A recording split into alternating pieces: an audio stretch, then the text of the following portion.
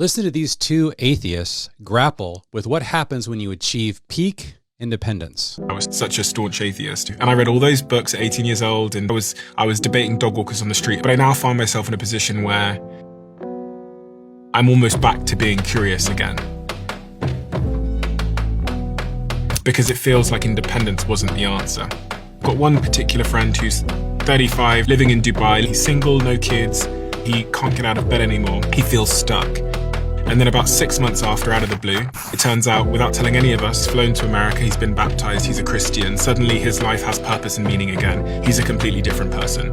It appears to me that freedom, independence, be your own boss, the decline in people having children, the glamorization of, do it yourself, do it your way, is failing people in some way. If he came to you and he was your friend in Dubai, and he said, my life is lacking meaning, what would you suggest? If it seemed to me going to church or reading the Gospels might provide that for him, then I'd probably recommend that he did that. One of the most important things you need to understand to have a successful family in the modern world is that freedom and independence are not the goal. Freedom and independence are way too high on the modern value hierarchy, and our obsession with these values are destroying our families. David Brooks wrote that when Americans become wealthy, they purchase loneliness.